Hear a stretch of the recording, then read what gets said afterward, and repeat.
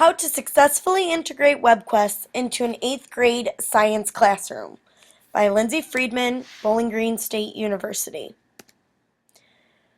One of the reasons why I chose to do my project on WebQuests was because I became interested in them pretty early on from my master's program. While I was in this program, I had the opportunity to look at them in depth, see what they are, take it piece by piece, and analyze what to really include in each one and what a good web quest looks like. So I've been actually able to have the opportunity to evaluate 2 web quests formally for a few of my classes, and then I also created 2 web quests for other classes. In addition, since then I've created 4 more on my own, and we'll be creating 3 more for my master's final project. Another reason why I chose WebQuest was because I felt that our society is moving more towards technology-based information systems, and I felt that the students need to get that first-hand experience on technology, as well as I wanted to create these meaningful lesson plans where they could learn real-world application on how they can use the technology in my classroom to complete a project, but also how they can take it and apply it to real-life situations and how they can research the internet for their own information beyond my classroom. So I started with the research question, how can I successfully integrate WebQuests into my 8th grade science classes? In doing so, I created a literature review, and based on the definition from Bernie Dodge, the creator of WebQuests, he says that a WebQuest is an inquiry-based Web 2.0 teaching and learning tool where students primarily use the internet for research to inquire about various topics. So I started from there. I started from what's the definition? What exactly does Bernie Dodge want in a WebQuest? What should truly be the essence of it? And I went from there after looking upon webquest.org with Bernie Dodge. Some of the benefits of using a WebQuest in a classroom are numerous. Number one, it establishes cooperative learning group. Each person in a WebQuest must complete a portion of the WebQuest in order for it to be completed. Therefore, breaking up the roles and the tasks to complete an assignment makes students come together as a team and have to work collaboratively and cooperatively in order to get the information through. Another reason or benefit to using WebQuest in the classroom would be the information literacy skills that are gained. Information literacy pertains to the ability to search, locate, evaluate, and use information effectively. A lot of students can get on the internet for Facebook, they can get on the internet for Twitter and all their other social media websites, but they have difficulty researching on the internet. I notice more and more a lot of the students will say, oh yeah, I go to Google and I just type in a person's name if I want to research them and see what comes up. They don't exactly know how to use it effectively, the internet. They don't know how to navigate through all these web pages, and it can also be very overwhelming to a student, especially someone who struggles with academics. So the WebQuest kind of limits that abundance of information and kind of categorizes it and give the student opportunity to visit pre-selected websites, so the student isn't just overwhelmed by just searching for information. Another benefit to using WebQuests would be to develop these higher order thinking skills.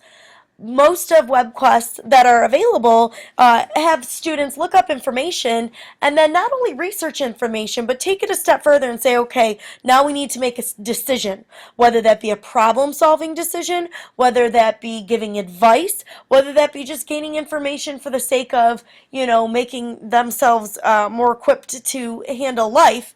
But either way, they require the student to take that information learned and then do something with it. So when they're taking that information and they're doing something with it, they're using higher order thinking skills. And again, higher order thinking skills refers to a process of a student learning new information and expanding upon this new information for academic purposes. Again, taking that information, expanding upon it, not just researching it to research it, but to make decisions and figure out a way to solve a problem as well. Problem-based learning is a process where students engage in identifying real-life, real-world problems, searching and analyzing solutions, going along with the higher-order thinking skills. When students are handed a task, okay, go research this. Now we need you to make a decision based on your research. It's that problem solving, it's that real-life application, because students eventually, when they get into the real world, will have to problem solve for themselves, and I want to equip them with the tools and the skills necessary to be able to effectively problem solve, and WebQuests can give them a good start for that. The context and participants, first off, the action research will take place in an 8th grade classroom in a suburban, urban Midwest community. It will be in my classroom, and that is where I teach, is in a Midwest community that's very, very, very diverse, both socioeconomically and culturally, and ethnicity. So it's a really nice hodgepodge melting pot of diversity here. I teach all 8th grade students, and I teach them all within the science content. There will be 3 WebQuests that students will participate in.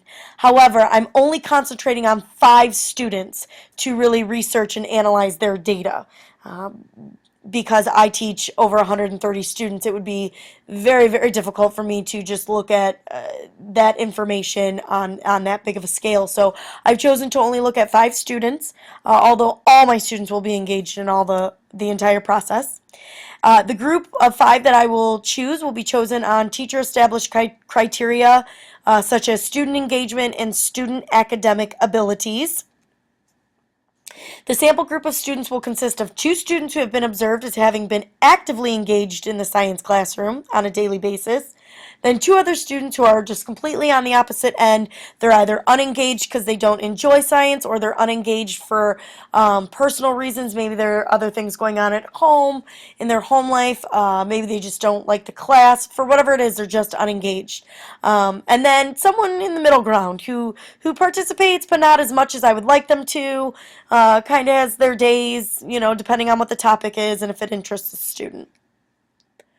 Next, the teacher will select these students based on the above criteria, and also, some other things. And I will do this because I will have had experience with the students at this point from August to June. So, excuse me, August to January. It says August to June, but it should be August to January.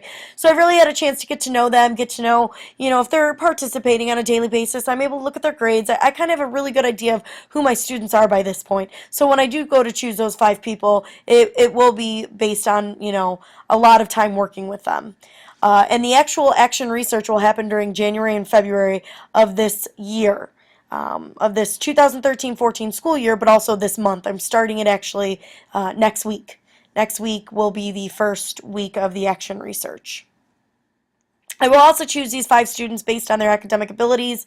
Again, some will be the students who have A's or B's, some of them might have D's and F's, and then that middle of the road C student.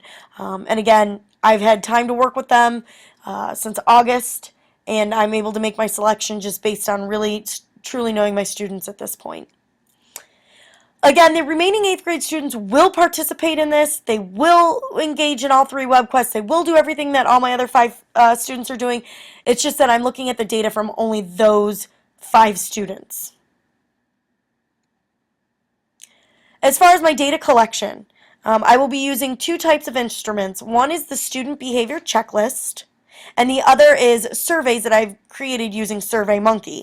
And students will actually participate in the SurveyMonkey survey after each WebQuest.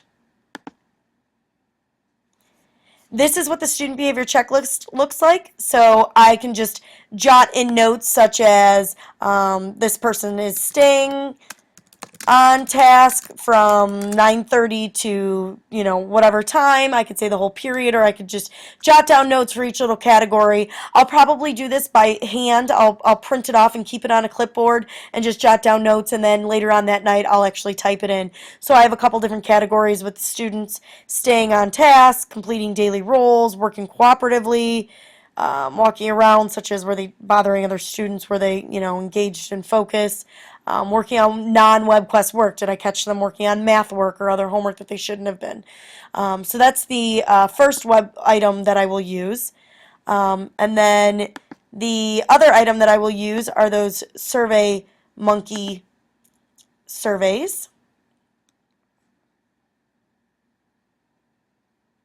And you will notice, whoops, you will notice that I have those here. It starts with WebQuests in the classroom. So there's 3 of them, and it basically asks the students a couple different questions. You've successfully completed this WebQuest. Answer the following questions. You'll notice that I do require a response for every single one, and I say 2 to 3 sentences because I want good quality answers. I don't want just yes or no questions. I don't just want, yeah, I enjoyed it, or yeah, it was okay, or this.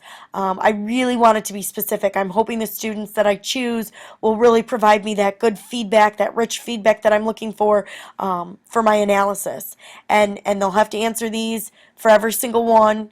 Each survey is a little bit different from the next as far as questions, just because, you know, the first one's kind of broad, and then my second one gets a little more specific and a little more specific, just so I'm able to really, you know, tailor my web quests to meet the needs of my students. Because I won't make, and I want to state this, I will not make my second web quest until I've gathered the data from WebQuest 2, or at least I won't complete it. I might start it, but I won't put my finishing touches on it until after I've reviewed those surveys. And actually, the students won't be doing them back to back anyway. With the lesson plans, they'll have 2 weeks of other classwork before they would engage in the second one anyway. So it'll give me time to, but I don't want to make that second one until I get those answers. I'm going to use analysis and make sure that it's valid and credible by using the triangulation method and by peer review. I will use a triangulation method, which is establishing credibility by looking at something from multiple perspectives, not just one perspective. So from triangulation, I'll use 3 different surveys from the sample group. And oops, I see another little typo. There should be a P at the end in group. Another thing that I will use is the checklist, the student behavior checklist, and then also, the fact that I'm checking the data multiple times will give me a good idea. It's not just one time here, so multiple perspectives. Also, the peer review. I will use my information that I'm getting from these web quests, and I'm going to share it with other 8th grade science teachers as well as other 7th grade science teachers to get that perspective from other teachers and other staff, which is what I do pretty much on a daily basis anyway. I will make sure I'm using qualitative data. So what I'm going to be doing is I'm going to be coding student analysis of their behavior. I will, you know, code from the student behavior checklist, code them into whether they're engaged, whether they're not engaged, and I'll look at that data to see if, you know, if there's a certain time that they're unengaged. Is it, you know, because they're having difficulty understanding the directions? What is it why they're unengaged, and what is it while they are engaged? Also, I will be doing the same thing with inductive analysis as far as the answers to the web quest, or excuse me, the answers to the survey. I'm going to look at those and categorize those and see what needs to be changed or what's going well, what's not going well, so I can successfully incorporate a web quest into my classroom. I actually have not started the action research yet. It will, again, as I said, start next week. And I will start that. It'll take about a week to complete a web quest, and then, as I said, I'll have 2 weeks in between to do some other classwork. Students then will participate in a second web quest. That'll take about a week to complete. Then I'll have about 2 more weeks of other information, and then they'll take part in their last and final web quest. So from there, I you know, January, February-ish is where I'd like to be done with my action research at the end of February. And then here I have all of my references of where I got all the information that was either used in my research plan, action plan, or it was mentioned in this PowerPoint. So I did want to make sure that you were able to see my sources and that they are there. And I'm excited to start this action research next week, so hopefully it will go well.